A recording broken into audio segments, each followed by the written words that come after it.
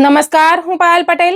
અમેરિકાના તારીખ 9 ઓગસ્ટ 2026ના આજના મહત્વના સમાચારની વાત કરીએ તો જો તમારી પાસે વર્ષો જૂનું ગ્રીન કાર્ડ છે તો પણ સાવધાન. એક નાની ભૂલ કે જૂનો ગેરકાયદેસર પ્રવેશ તમારી અમેરિકન ડ્રીમને ચૂર કરી શકે છે. શું યુએસસીઆઈએસ તમારો બંધ થયેલો કેસ ફરી ખોલીને એનટીએ નોટિસ થમાવી દેશે? જુઓ આ ખાસ અહેવાલ. અમેરિકામાં વિમાનમાં બેસતા પહેલા સાવધાન. જો તમારું I-94 એક્સપાયર થઈ ગયું છે તો માત્ર એક ડોમેસ્ટિક ફ્લાઇટ પણ તમને મુશ્કેલીમાં મૂકી શકે છે. એરપોર્ટ પર થનારી એક જ તપાસથી શું તમારો કેસ ડિપોર્ટેશન તરફ જશે? જાણી લો તમારા અધિકારો. અમેરિકાના ડલ્લાસમાં 4 દિવસથી એક જ બેન્ચ પર બેઠેલી અજાણી ભારતીય મહિલાની રહસ્યમય કહાની. મારા પતિ આવશે. આ એક જ આશા પર અટકેલી જિંદગી પાછળનું સાચું સત્ય શું છે? માનવતા અને સસ્પેન્સથી ભરેલો ડલ્લાસનો આ કિસ્સો સૌને ચોંકાવી રહ્યો છે. બધા સમાચાર જોઈએ વિસ્તારથી. આપ જોતા રહો NRI પલ્સ.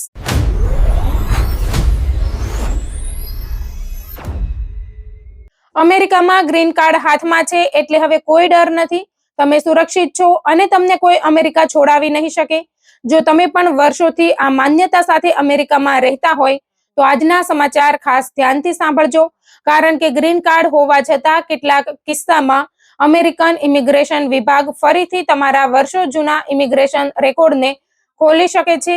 અને જો સરકારને લાગે કે ભૂતકાળમાં ગ્રીન કાર્ડ આપતી વખતે કોઈ કાયદાકીય ભૂલ, ખોટી માહિતી અથવા એન્ટ્રી સંબંધિત ગંભીર સમસ્યા રહી હતી તો તમને નોટિસ ટુ અપિયર એટલે કે એનટીએ આપીને ઇમિગ્રેશન કોર્ટની કાર્યવાહીનો સામનો કરવો પડી શકે છે.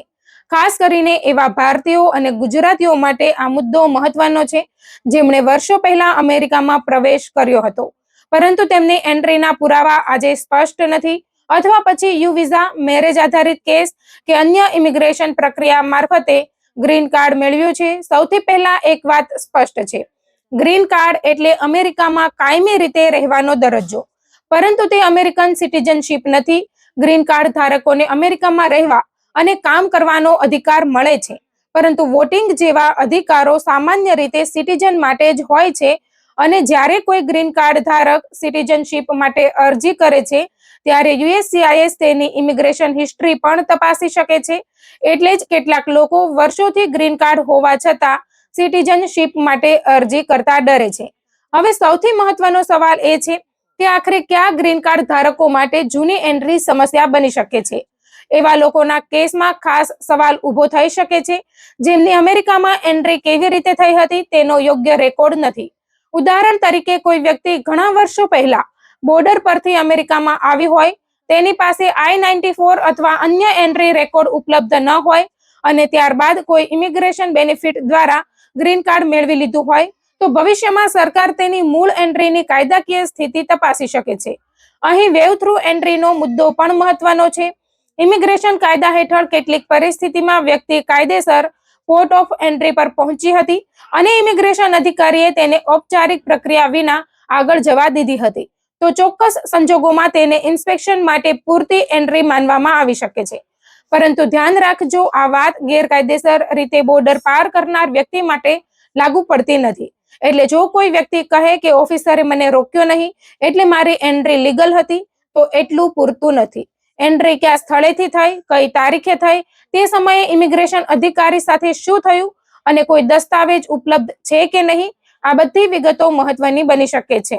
કેટલાક જૂના કેસોમાં બોર્ડર ક્રોસિંગની આસપાસના પુરાવા, મુસાફરીની વિગતો અથવા તે સમયના અન્ય દસ્તાવેજો પણ ઉપયોગી બની શકે છે. પરંતુ સૌથી મહત્વની ચેતવણી એ છે કે ખોટા દસ્તાવેજો અથવા બનાવટી પુરાવા બનાવીને જૂની એન્ટ્રીને કાયદેસર સાબિત કરવાનો પ્રયાસ ન કરવો, કારણ કે તે સમસ્યાને વધુ ગંભીર બનાવી શકે છે. હવે વાત કરીએ મેરેજ આધારિત ગ્રીન કાર્ડ અને યુ વિઝાની. અમેરિકન સિટીઝન સાથે લગ્ન કરનાર કેટલાક ગ્રીન કાર્ડ ધારકો ચોક્કસ શરતો હેઠળ 3 વર્ષના નિયમથી સિટીઝનશીપ માટે પાત્ર બની શકે છે, જ્યારે અન્ય ઘણા લોકો માટે સામાન્ય 5 વર્ષનો નિયમ લાગુ પડે છે. પરંતુ મેરેજ આધારિત ગ્રીન કાર્ડ મળ્યું એટલે જૂના ઇમિગ્રેશન પ્રશ્નો આપમેળે સમાપ્ત થઈ જાય એવું નથી. જો ગ્રીન કાર્ડ મેળવતી વખતે ફ્રોડ અથવા ખોટી માહિતીનો મુદ્દો હોય તો તે અલગ કાયદાકીય સમસ્યા બની શકે છે. એ જ રીતે યુ વિઝા અથવા અન્ય બેનિફિટના કેસમાં પણ વ્યક્તિની અગાઉની ઇમિગ્રેશન હિસ્ટ્રી મહત્વ ધરાવી શકે છે. હવે સૌથી મોટો મુદ્દો, જો તમે ગ્રીન કાર્ડ પર છો અને ભારત જવાનું વિચારી રહ્યા છો તો શું કરવું? ગુજરાતીઓ માટે ભારત આવવું જવું સામાન્ય વાત છે. માતા પિતા, પરિવાર, લગ્ન પ્રસંગો, બિઝનેસ અને અન્ય કારણોસર દર વર્ષે હજારો લોકો અમેરિકા અને ભારત વચ્ચે મુસાફરી કરે છે. પરંતુ જો તમારા ઇમિગ્રેશન રેકોર્ડમાં કોઈ ગંભીર સમસ્યા છે, જૂની એન્ટ્રી અંગે શંકા છે અથવા ક્રિમિનલ હિસ્ટ્રી છે, તો અમેરિકાની બહાર જતા પહેલા કાયદાકીય સલાહ લેવી ખૂબ મહત્વની બની શકે છે. કારણ કે અમેરિકા છોડવું એક બાબત છે અને ફરીથી અમેરિકામાં પ્રવેશ કરવો બીજી બાબત છે. ખાસ કરીને DUI અથવા અન્ય ક્રિમિનલ રેકોર્ડ ધરાવતા કેટલાક ગ્રીન કાર્ડ ધારકોને રીએન્ટ્રી વખતે વધારાની તપાસનો સામનો કરવો પડી શકે છે. એટલે મારી પાસે ગ્રીન કાર્ડ છે એટલે એરપોર્ટ પર કોઈ પ્રશ્ન નહીં થાય, એવી માન્યતા રાખવી યોગ્ય નથી. હવે સિટીઝનશીપની વાત કરીએ તો ઘણા ભારતીયો અને ગુજરાતીઓ અમેરિકામાં વર્ષોથી રહે છે, ઘર ખરીદે છે, બિઝનેસ કરે છે, ટેક્સ ભરે છે અને તેમના બાળકો અમેરિકામાં મોટા થાય છે. છતાં કેટલાક લોકો જૂના ઇમિગ્રેશન કેસના ડરથી N-400 ફાઇલ કરતા નથી. પરંતુ અહીં પણ ઉતાવળ કે બેદરકારી બંને નુકસાનકારક બની શકે છે. જો તમારા ગ્રીન કાર્ડના મૂળ કેસમાં કોઈ ગંભીર પ્રશ્ન છે તો સિટીઝનશીપ માટે અરજી કરતા પહેલા તમારા ઇમિગ્રેશન રેકોર્ડની સમીક્ષા કરાવવી યોગ્ય છે. કારણ કે USCIS નેચરલાઇઝેશન પ્રક્રિયા દરમિયાન તમારી અગાઉની ઇમિગ્રેશન હિસ્ટ્રી અંગે પ્રશ્નો કરી શકે છે. બીજી તરફ જો કોઈ વ્યક્તિએ ફ્રોડ કરીને અમેરિકન સિટીઝનશીપ મેળવી હોય તો ચોક્કસ કિસ્સામાં સરકાર ડિનેચરલાઇઝેશનની કાર્યવાહી પણ કરી શકે છે.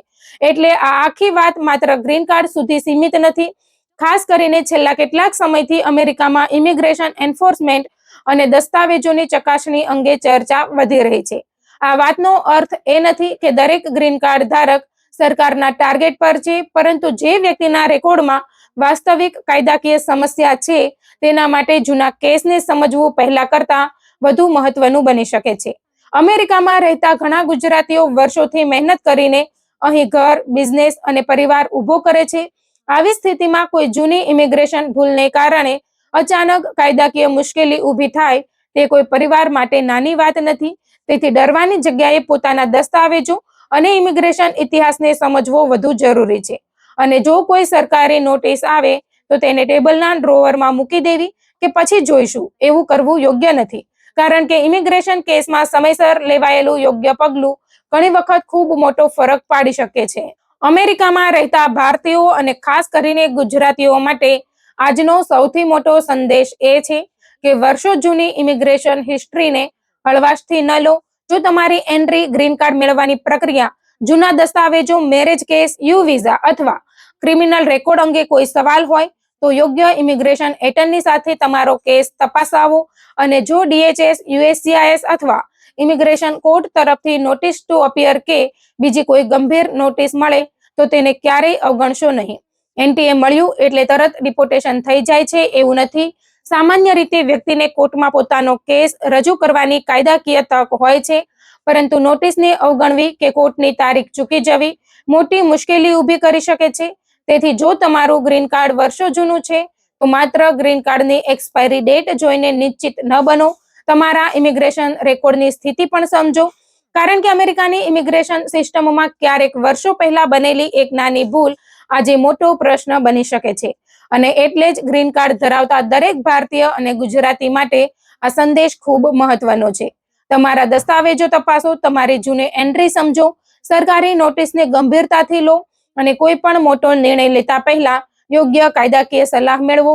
ગ્રીન કાર્ડ મહત્વનું છે, પરંતુ તમારી સંપૂર્ણ ઇમિગ્રેશન હિસ્ટ્રી તેનાથી પણ વધુ મહત્વની છે.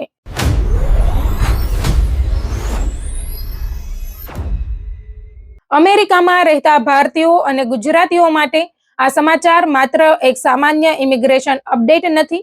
કારણ કે હવે સવાલ માત્ર એટલો નથી કે તમે અમેરિકા છોડીને બહાર જઈ રહ્યા છો કે નહીં. સવાલ એ છે કે જો તમે અમેરિકાની અંદર જ એક રાજ્યમાંથી બીજા રાજ્યમાં ફ્લાઇટ લો તો શું તમારી ઇમિગ્રેશન સ્ટેટસ તમારી મુસાફરીની વચ્ચે મુશ્કેલી બની શકે છે.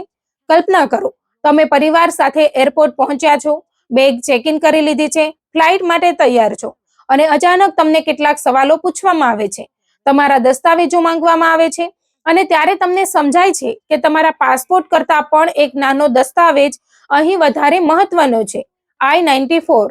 જો તેની તારીખ તમે ચેક જ ન કરી હોય તો અહીંથી આખી પરિસ્થિતિ બદલાઈ શકે છે. અમેરિકામાં આઈસની વધતી સક્રિયતા અને ડોમેસ્ટિક એરપોર્ટ્સ પર ઇમિગ્રેશન એન્ફોર્સમેન્ટ અંગેની ચિંતાઓ વચ્ચે કેટલાક ઇમિગ્રેશન વકીલો પણ એવી વ્યક્તિઓને ખાસ સાવચેતી રાખવાની સલાહ આપી રહ્યા છે જેમનો સ્ટેટસ આઉટ ઓફ સ્ટેટસ છે, જેમનો ઓથોરાઇઝ્ડ સ્ટે પૂરો થઈ ગયો છે અથવા જેમની સામે રિમૂવલ ઓર્ડર જેવી કાર્યવાહી છે. પરંતુ સૌથી મહત્વની વાત હજુ આગળ છે. શું દરેક ભારતીય કે ગુજરાતી ડોમેસ્ટિક ફ્લાઇટમાં જોખમમાં છે? નહીં. તો પછી ખરેખર કોને સાવધાન રહેવાની જરૂર છે? અને જો એરપોર્ટ પર તમને રોકવામાં આવે તો પ્રથમ 30 સેકન્ડમાં તમારે શું કરવું જોઈએ? આજે આ વિડીયોમાં આપણે આ આખી બાબતને સરળ ભાષામાં સમજવાના છીએ. કારણ કે એક નાની ભૂલ પણ અનાવશ્યક કાનૂની મુશ્કેલી ઊભી કરી શકે છે. સૌથી પહેલા વાત કરીએ ડોમેસ્ટિક ટ્રાવેલની. ઘણા લોકો માને છે કે હું તો અમેરિકા છોડતો જ નથી એટલે ઇમિગ્રેશનની કોઈ ચિંતા નથી. પરંતુ જો તમારી ઇમિગ્રેશન સ્ટેટસમાં પહેલેથી કોઈ સમસ્યા છે તો આ માન્યતા જોખમી બની શકે છે.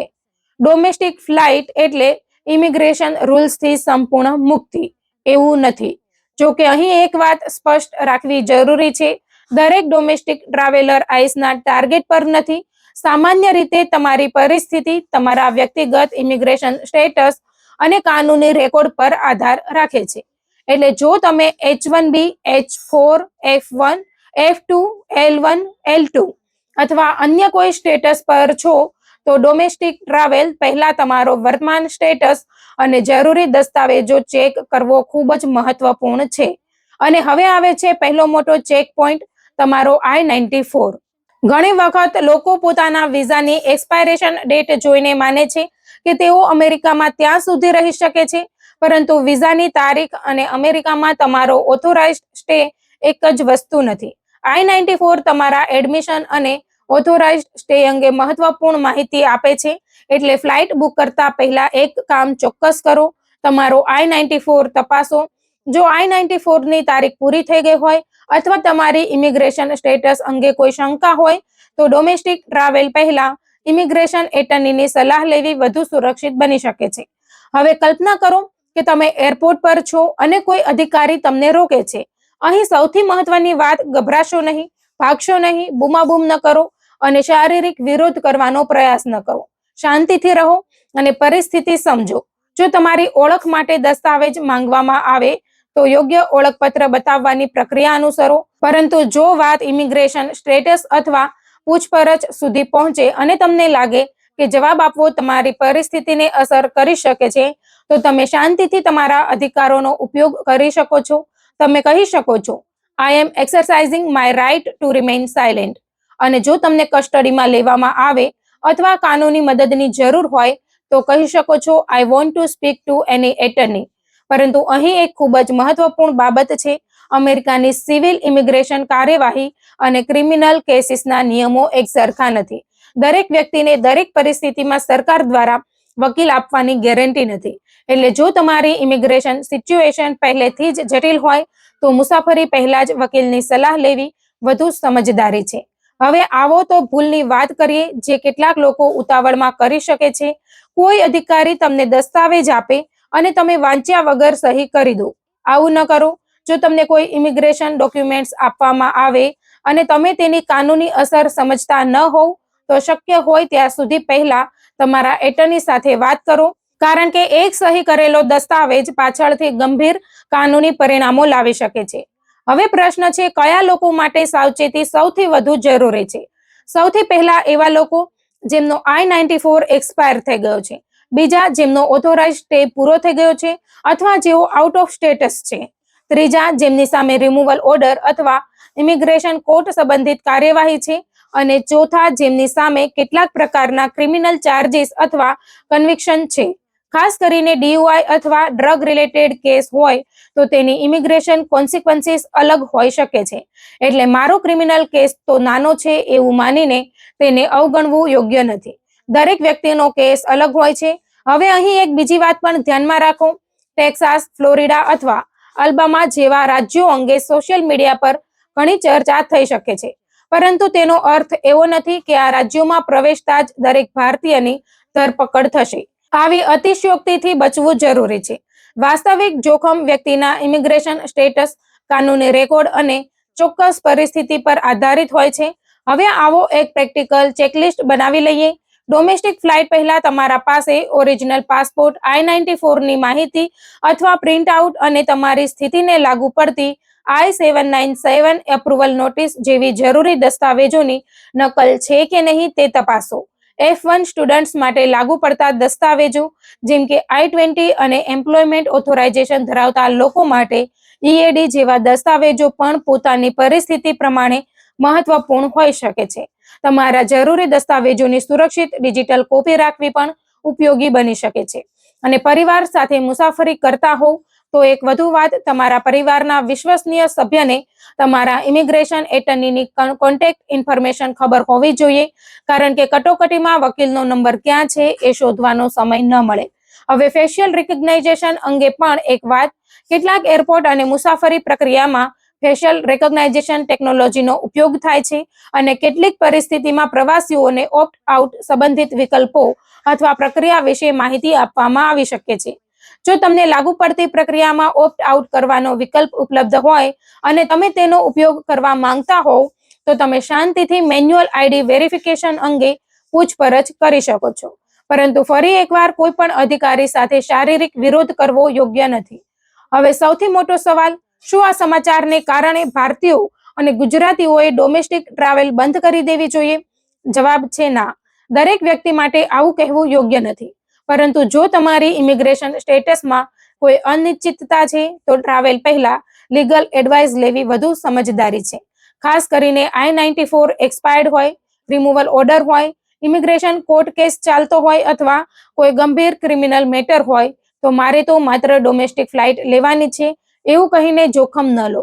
અને હવે અંતે એક વાત ખાસ યાદ રાખજો, અમેરિકામાં ડોમેસ્ટિક ટ્રાવેલ કરતી વખતે સૌથી મહત્વની વસ્તુ માત્ર તમારી ફ્લાઇટ ટિકિટ નથી, તમારી ઇમિગ્રેશન સ્ટેટસની સ્પષ્ટતા છે.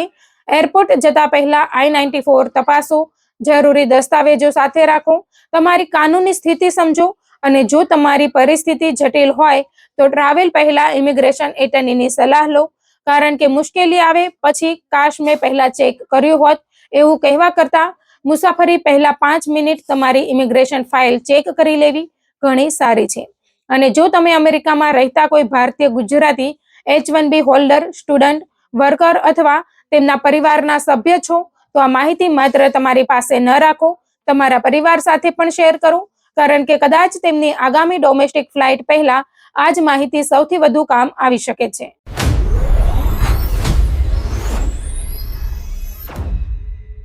ડાઉનટાઉન ડલ્લાસની એક બેન્ચ પર એક મહિલા લગભગ 4 દિવસ સુધી એકલી બેઠી રહી. આસપાસ લોકો આવતા જતા રહ્યા, શહેરની ગતિ પોતાની રીતે ચાલતી રહી, પરંતુ આ મહિલાની નજર જાણે કોઈ એક વ્યક્તિની રાહ જોઈને અટકી ગઈ હતી. સૌથી હૃદયસ્પર્શી વાત એ હતી કે જ્યારે લોકોએ તેમની મદદ કરવાનો પ્રયાસ કર્યો ત્યારે મહિલાએ એક જ વાત કહી, મારા પતિ મને લેવા આવશે, હું તેમની રાહ જોઈ રહી છું.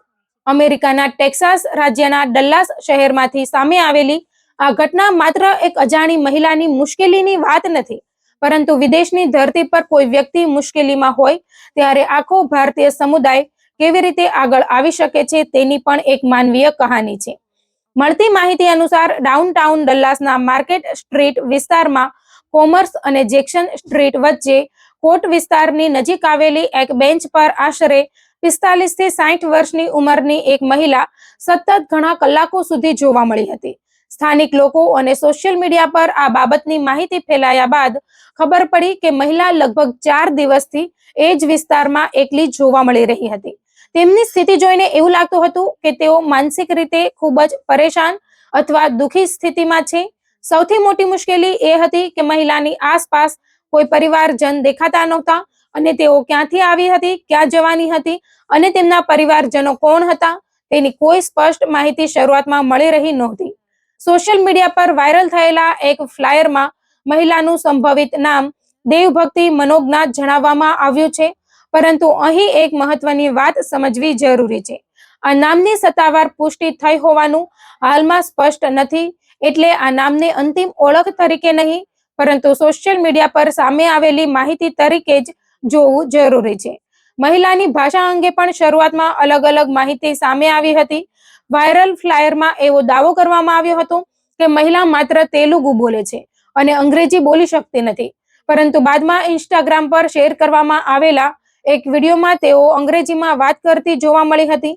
એટલે ભાષા અંગે પણ ચોક્કસ નિષ્કર્ષ પર પહોંચતા પહેલા સત્તાવાર માહિતીની રાહ જોવી જરૂરી છે. જો કે આ સમગ્ર ઘટનામાં સૌથી વધુ લોકોને સ્પર્શી ગયેલી વાત હતી મહિલાનું એક નિવેદન. જ્યારે મદદ કરવાનો પ્રયાસ કરવામાં આવ્યો ત્યારે તેમણે જણાવ્યું કે તેમના પતિ તેમને લેવા આવશે અને તેઓ તેમના પતિની રાહ જોઈ રહ્યા છે. કલ્પના કરો, એક અજાણ્યા શહેરની વચ્ચે એક બેન્ચ પર બેઠેલી વ્યક્તિ, સામે કોઈ ઓળખીતો ચહેરો નથી, સાથે કોઈ પરિવાર નથી, અને છતાં મનમાં એક આશા છે કે કદાચ થોડા સમય પછી પતિ આવશે અને તેમને ઘરે લઈ જશે. આ જ એક આશાએ તેઓ ત્યાં બેઠા રહ્યા હોવાનું સામે આવ્યું છે. મહિલાને પ્લાનો અને ફ્રિસ્કો વિસ્તારની પણ જાણકારી હોય તેવું લાગ્યું હતું. આ કારણે એવી શક્યતા વ્યક્ત કરવામાં આવી રહી છે કે તેમનો અથવા તેમના પરિવારનો ઉત્તર ટેક્સાસના આ વિસ્તારો સાથે કોઈ સંબંધ હોઈ શકે છે. જો કે આ બાબતની પણ સત્તાવાર પુષ્ટિ થઈ નથી. ઘટનાની જાણ થયા બાદ ભારતીય અને ખાસ કરીને તેલુગુ સમુદાય સાથે જોડાયેલા સોશિયલ મીડિયા યુઝર્સમાં ચિંતા વધી હતી. એક ઇન્સ્ટાગ્રામ ફોલોવરે ઘટના સ્થળે જોઈને મહિલાની સ્થિતિ સમજવાનો પ્રયાસ કર્યો અને ત્યારબાદ પોલીસને જાણ કરવામાં આવી. થોડા સમય પછી ડલ્લાસ પોલીસ ઘટના સ્થળે પહોંચી હતી. અહીં પણ પોલીસે કાયદાકીય મર્યાદાઓનું પાલન કરવું પડ્યું. જો કોઈ વ્યક્તિ પોતાની મદદ સ્વીકારવા તૈયાર ન હોય અને તાત્કાલિક જોખમની પરિસ્થિતિ સાબિત ન થઈ હોય તો તેને પોતાની ઈચ્છા વિરુદ્ધ શેલ્ટરમાં લઈ જવું હંમેશા શક્ય નથી. એટલે શરૂઆતમાં પોલીસ અધિકારીઓએ મહિલાની સાથે વાત કરી અને તેમની સંમતિ મેળવવાનો પ્રયાસ કર્યો. ત્યારબાદ મહિલાએ પોલીસ અધિકારીઓને સહકાર આપ્યો અને અંતે તેમને સુરક્ષિત રીતે શેલ્ટરમાં લઈ જવામાં આવી હોવાનું જણાવાયું છે. આ ઘટના અહીં પૂરી નથી થતી, કારણ કે હવે સૌથી મોટો સવાલ એ છે કે આ મહિલાનો પરિવાર ક્યાં છે? શું ખરેખર તેમના પતિ તેમને શોધી રહ્યા છે? શું તેમના પરિવારજનોને ખબર છે કે તેઓ ડાઉનટાઉન ડલાસમાં છે? શું તેઓ પ્લાનો અથવા ફ્રિસ્કો વિસ્તારમાં કોઈ સગા સંબંધીઓ સાથે જોડાયેલા છે? અને સૌથી મહત્વનું, તેમની સાચી ઓળખ શું છે? હાલમાં ઉપલબ્ધ માહિતીના આધારે આ બધા સવાલોના ચોક્કસ જવાબ આપવાનું શક્ય નથી, પરંતુ આ જ કારણસર ભારતીય અને તેલુગુ સમુદાયને અપીલ કરવામાં આવી રહી છે કે જો કોઈ વ્યક્તિ આ મહિલાને ઓળખતી હોય, તેમનું નામ જાણતી હોય અથવા તેમના પરિવાર વિશે કોઈ વિશ્વસનીય માહિતી ધરાવતી હોય તો આગળ આવે. ખાસ કરીને ડલ્લાસ, ફોર્ટ વર્થ, પ્લાનો અને ફ્રિસ્કો વિસ્તારમાં રહેતા ભારતીયો માટે આ અપીલ મહત્વપૂર્ણ બની શકે છે, કારણ કે ક્યારેક એક ફોટો કોઈ એવા પરિવાર સુધી પહોંચી શકે છે જે પોતાના પ્રિયજનને શોધી રહ્યું હોય. ક્યારેક સોશિયલ મીડિયા પર શેર કરવામાં આવેલી એક સાચી માહિતી કોઈનું આખું જીવન ફરીથી જોડવામાં મદદ કરી શકે છે. પરંતુ આ સાથે એક જવાબદારી પણ છે. મહિલાની તસવીર અથવા માહિતી શેર કરતી વખતે માત્ર વિશ્વસનીય અને ચકાસેલી માહિતી જ આગળ મોકલવી જોઈએ. સોશિયલ મીડિયા પર નામ, પરિવાર અથવા અન્ય વ્યક્તિગત વિગતો અંગે કોઈ અપ્રમાણિત દાવો હોય તો તેને સત્ય માનીને ફેલાવવાથી પરિસ્થિતિ વધુ મુશ્કેલ બની શકે છે.